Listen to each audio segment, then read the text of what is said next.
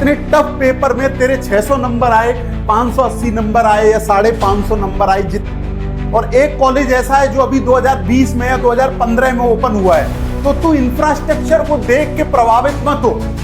तो मुझे कौन कौन से ऐसे बेसिक पॉइंट है जिनका मुझे ध्यान रखना चाहिए, क्योंकि अगर मैं एम्स दिल्ली की बात करूं मेरे भाई, तो पिछली बार जब पेपर 2024 में बड़ा सिंपल आया था, उस टाइम पे भी कट ऑफ 700 प्लस गई थी।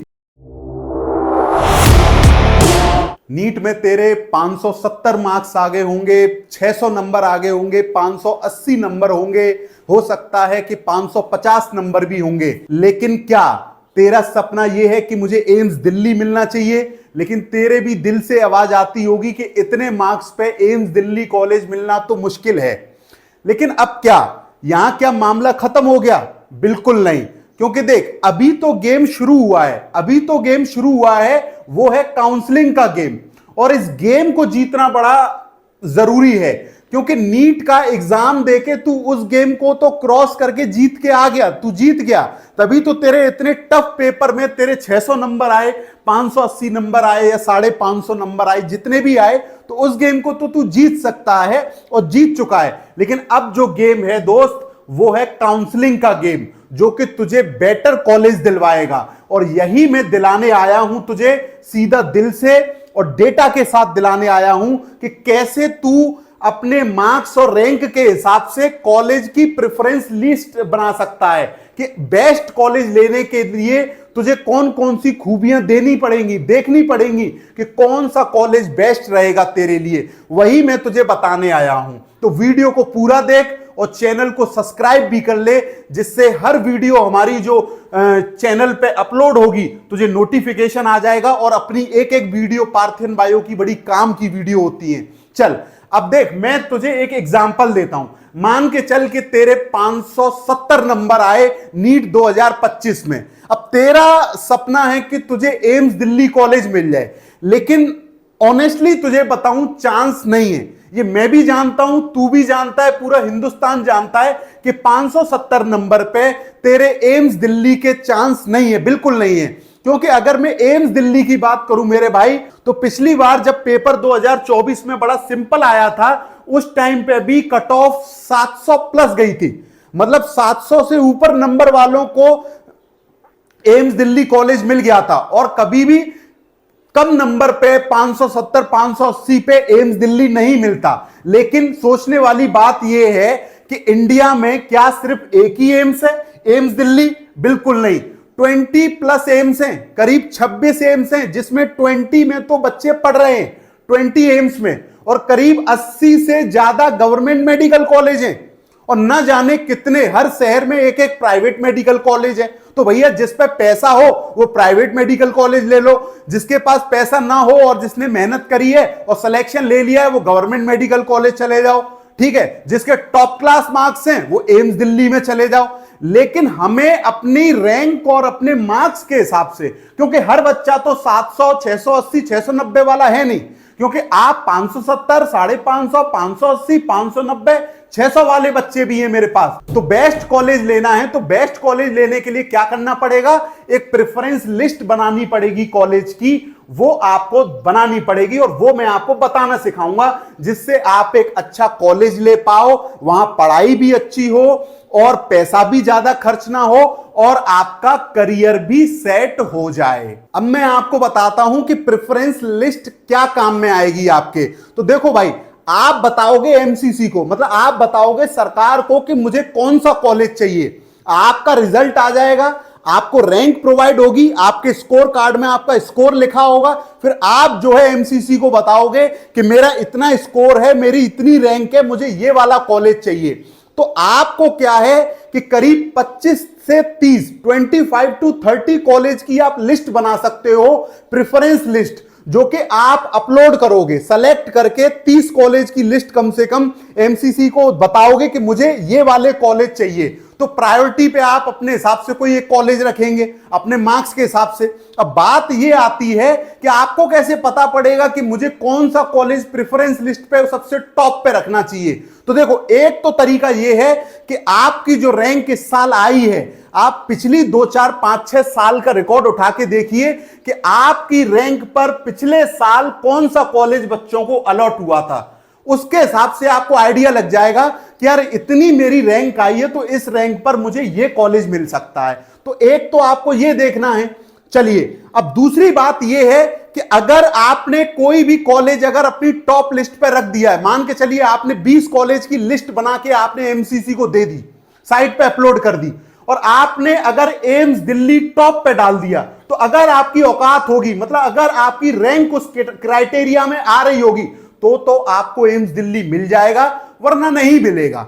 ये वाली बात होती है। आ रही समझ में? तो इस बेसिस पे आप 25 से 30 कॉलेज की लिस्ट बनाएंगे, और अब मैं आपको 9 से 10 पॉइंट ऐसे बता रहा हूं कि उनके बेसिस पे आप कॉलेज को प्रायोरिटाइज कर सकते हो कि अगर ये 9 खूबियां उस कॉलेज में हैं तो आप उसको प्रायोरिटी पे रख दीजिए। अब देख मेरे भाई, ये ऐसे 8 पॉइंट हैं जिनके बेसिस पे तू कॉलेज को प्रायोरिटी देगा कि मुझे ये वाला कॉलेज चाहिए। मतलब अपनी रैंक और मार्क्स के हिसाब से तुझे कैसा कॉलेज मिलना चाहिए, तेरे दिमाग में ये 8 पॉइंट जरूर रहने चाहिए कि कॉलेज में जब मैं जा रहा हूं नीट के बाद सेलेक्ट होके एमबीबीएस करने या कोई भी कोर्स करने, तो मुझे कौन कौन से ऐसे बेसिक पॉइंट है जिनका मुझे ध्यान रखना चाहिए, किस हिसाब से प्रायोरिटी देनी है कॉलेज को।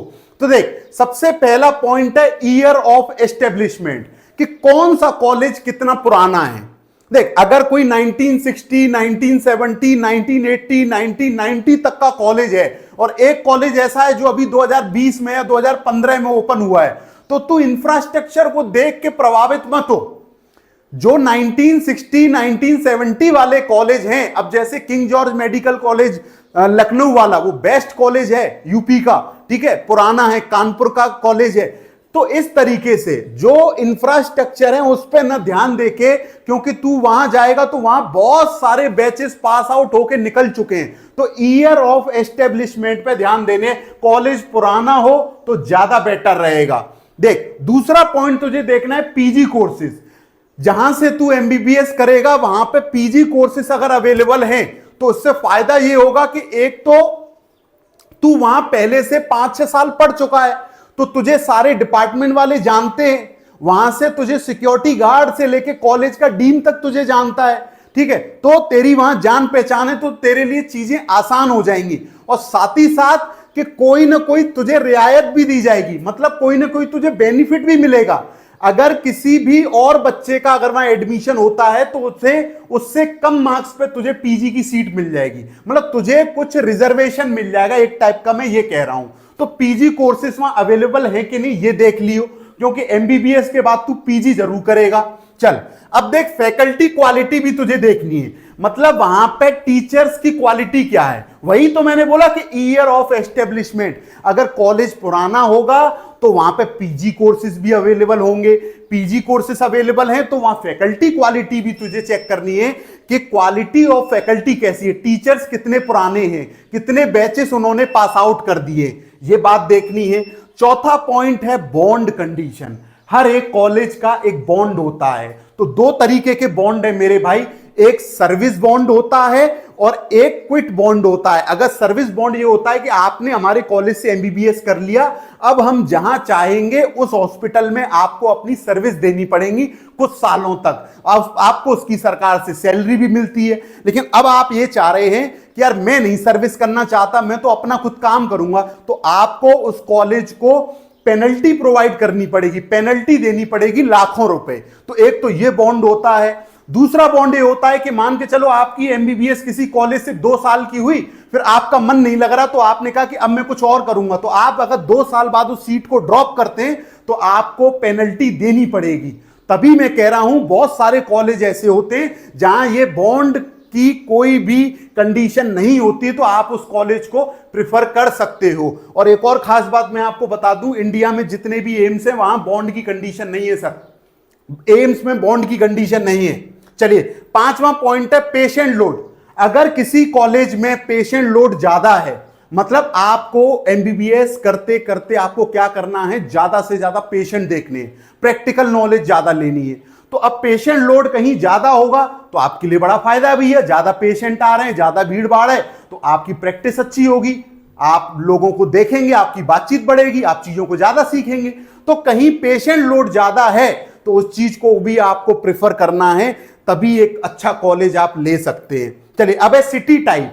अब अगर मान के चलिए कि आप सिटी टाइप देखते हैं कि आपको कहीं बड़े मेट्रो सिटी में अगर कॉलेज मिल जाता है तो वहां पे एक्सपोजर तो आपको मिल जाएगा, मेट्रो सिटीज में आपको एक्सपोजर ज्यादा मिल जाएगा, लेकिन फिर वहां कॉस्ट भी ज्यादा होगी सर, है ना, तो वहां फिर कॉस्ट भी ज्यादा होगी। अब कोई टीयर 2 का सिटी है, कोई रूरल सिटी है, छोटा सिटी है, वहां पर क्या होगा, सुख शांति ज्यादा होगी लेकिन एक्सपोजर आपको कम मिलेगा। तो आपको किस तरीके का माहौल चाहिए, किस तरीके का शहर चाहिए, उस हिसाब से आप देख सकते हैं। तो सिटी टाइप भी आपको देखना है। फिर होता है फीस स्ट्रक्चर। फीस स्ट्रक्चर में क्या है कि देखो, सरकारी कॉलेजों की एमबीबीएस की फीस 10,000 से 1 लाख रुपए तक हो सकती है। 10,000 से 1 लाख रुपए तक फीस हो सकती है। तो आप कितना अफोर्ड कर सकते हैं वो भी आप देखिए। भाई देखो, इस देश में तो ऐसे भी लोग हैं जो 5,000 रुपए फीस दे सकते हैं, कई ऐसे हैं जो 5 लाख रुपए महीना फीस भी दे सकते हैं। तो ये आप अपने हिसाब से डिसाइड करिए कि आप कितना अफोर्ड कर सकते हैं। सरकारी कॉलेज है, या तो 10,000 से लेके 1 लाख रुपए तक उसकी फीस हो सकती है। तो जैसा आपका अफोर्डेबल हो, कॉम्पेटेबल हो आप फीस देने के लिए, तो ये भी आप अपने हिसाब से देख सकते हो।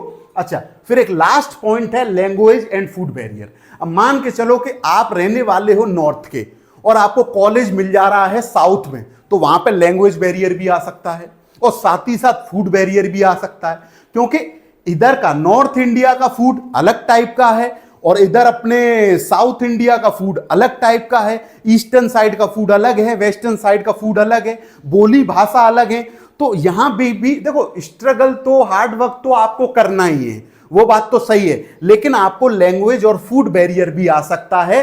तो इसके हिसाब से भी आप अपनी कॉलेज की प्रायोरिटी बना सकते हो। तो ये 7-8 पॉइंट हैं। पुराना कॉलेज होना चाहिए, पीजी कोर्सेस अवेलेबल हो, फैकल्टी क्वालिटी अच्छी हो, बॉन्ड कंडीशन ना हो तो बेहतर है, पेशेंट लोड ज्यादा हो तो बेहतर है। सिटी आप अपने हिसाब से देख लीजिए, एक्सपोजर कैसा चाहिए आपको, फीस आप जितनी दे सकते हैं, 10,000 से 1 लाख कितना आपकी आप दे सकते हैं, उस हिसाब से देख लीजिए। लैंग्वेज और फूड बैरियर में आप किस तरीके से कॉम्पेटेबल हो सकते हैं, उसी हिसाब से आप देखिए। पता लगे आप अगर नहीं सहन कर पा रहे हैं लैंग्वेज और फूड बैरियर, आपको कॉलेज मिल गया मद्रास में जाके या कर्नाटक में जाके, तो परेशानी हो जाएगी सर, मन नहीं लगेगा।